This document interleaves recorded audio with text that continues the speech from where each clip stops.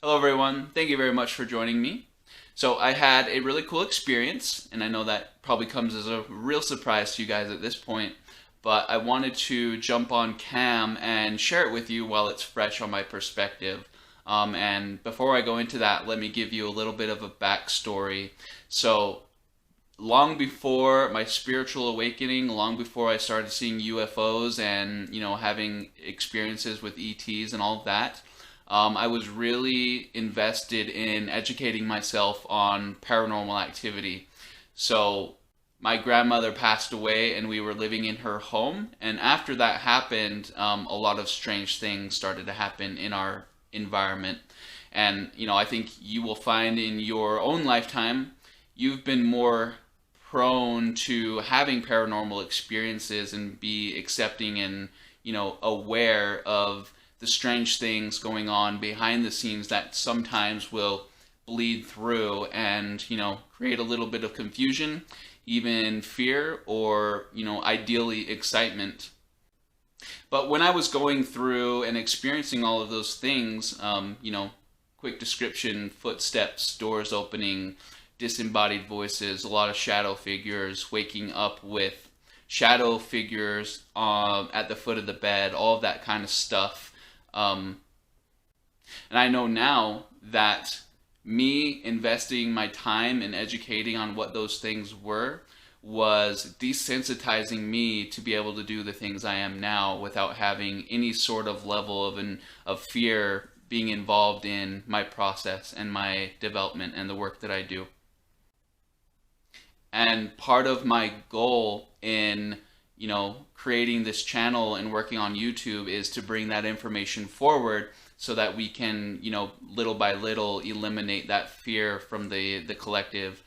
Because experiencing those paranormal things is actually a lot of fun once you get past the fear barrier that has been strategically imprinted in your subconscious by the media that we absorb here, or that has been imposed upon us from a very early age. So let's get into what happened and why it was such an important experience for me, something I'm very grateful for. So a few nights ago, all three of us were in bed. My 2-year-old, almost 2-year-old, still sleeps in our room with us. And he decided to wake up at 2:30, and he, was not interested in going back to sleep. So an hour passed. Mom and I took turns, and he eventually went to sleep. But Dad did not go back to sleep. Dad tossed and turned for another hour, and I was very restless. I couldn't still my mind, and what I decided to do was change location. So a lot of times, I'll do that if the bed is not working. I'll move to the couch. So I went to the couch and I laid down, and immediately a disembodied voice presented itself right in the room that I was in, the living room. And it was a woman's voice, and I knew it wasn't from the guides because it was a very linear voice, and it said, it was the tone was weird. It was kind of a sarcastic, joking type of tone. So it was, Psh, that will never happen. Um, you know, so it was very interesting, and it was so loud in my environment that I could feel it, ringing in my cells. I got the chills. Every single one of my hairs stood up on end, and stayed that way for quite a while. And I just absolutely love that feeling. So I just kind of sat there and absorbed it for a little while.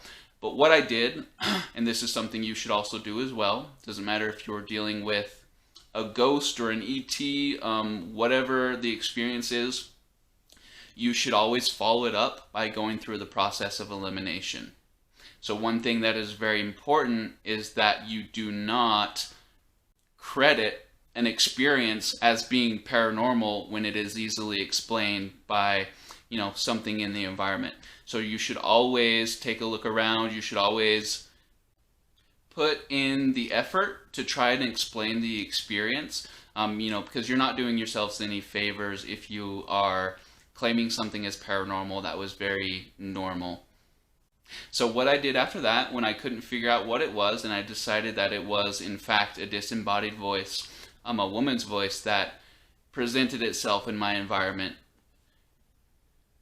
in a way, that was very clear, as if someone was there physically standing there speaking.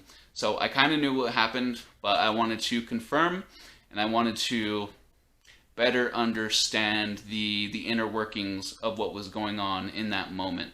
So, what I didn't know, behind the scenes, is that the guides were making me uncomfortable in my bed, so I would get up and move so that I was in alignment to have that experience.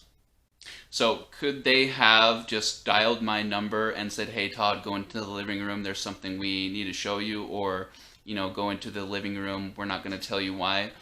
They could have, but they don't often take that approach because they want the experience to unfold as naturally as it can.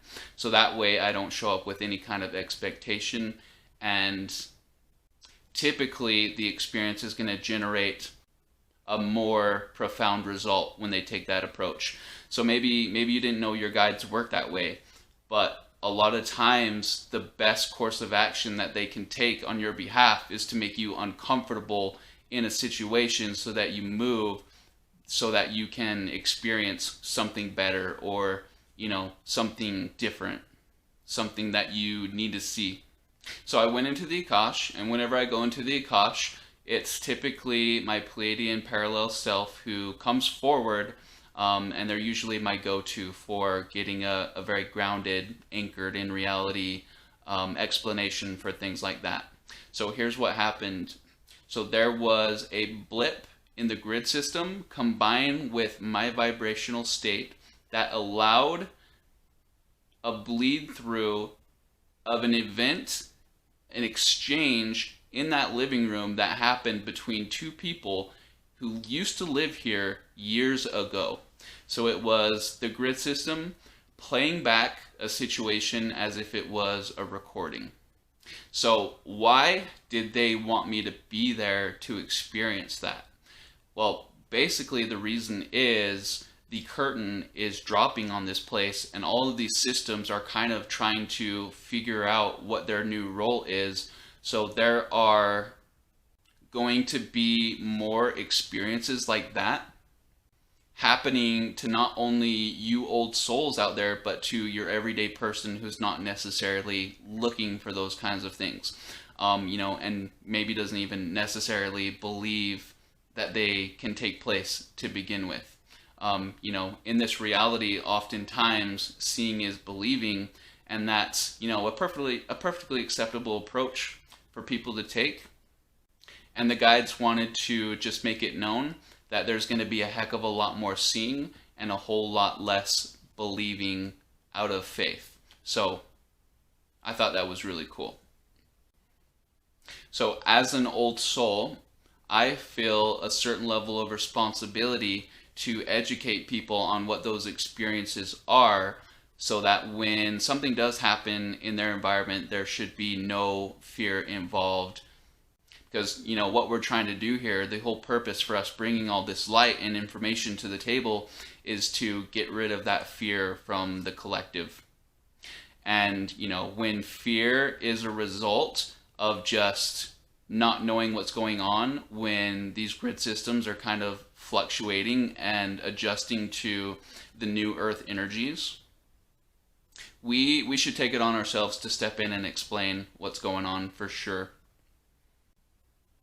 So are there guides around you all the time? Are there ancestors and loved ones and people visiting you and viewing you? Are there cosmic selves likely in your room with you at this very point in time? Yes. If you were to see them, what would they look like? Well, they would likely look like a shadow. They would likely look like their movement was distorted in some way. And that is because the 3D technology that we're walking around with, when the third eye is not fully functioning properly, or we're not able to open the Akashic records and see those beings in all of their magnificence, they're going to look distorted, they're going to look scary, and people will automatically go to something demonic. But they're not demons, they're not dark entities, they are simply beings who we cannot perceive with the bandwidth that we're walking around with at this point. So keep that in mind. There are intelligent entities around you every second of every day. You are literally never alone. And the more comfortable you can get with that reality, the easier it will be to perceive those beings and interact with them and have a certain level of exchange with them. There are also grid systems in place on the planet that are responsible for recording every single thought, every single action, every single expression of energy in this place, so that when we're done here, we can fully review and study the experience from top to bottom in detail. So it's a really big deal. And at this point, you don't necessarily have to be in an old home that's hundreds of years old to be able to experience those things. You can hear a disembodied voice in your home and it was your wife or your mother a week ago. So things are functioning very, very different now. And there doesn't have to be some exaggerated energetic event amplified over the course of centuries to show up in this place and to be perceived by your technology. So my advice to you would be to simply have fun with it. Play games with them. Put recording devices around your house and, see if you pick anything up. I do. When I was really invested in studying the paranormal stuff, I found that it was very easy to capture EVPs. I find it very easy to place something in my environment with the intention of having an interaction in the physical space, and then going to sleep and finding that that object has moved. I find it very easy to see the ancestors and the guides walking around my environment in my peripheral or sometimes in my full frontal vision. I find it very easy to see orbs floating through my space, which I know is the heart center of a lot of these cosmic beings that are, floating around this reality and observing and studying what's going on here. If you make the effort to study those things and take interest, the universe is going to respond by putting you in alignment with having those experiences.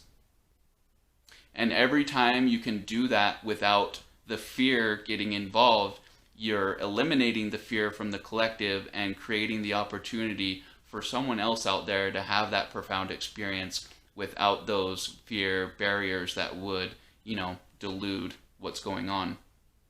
So these highly strange events, paranormal things, at this point are not necessarily reserved for you. And people all over the place are going to start experiencing these things, and they need you on the other end holding up your side of the deal, which is to bring light and information in the way that you know how to do. Anyway, thank you very much, you guys. I will see you very soon.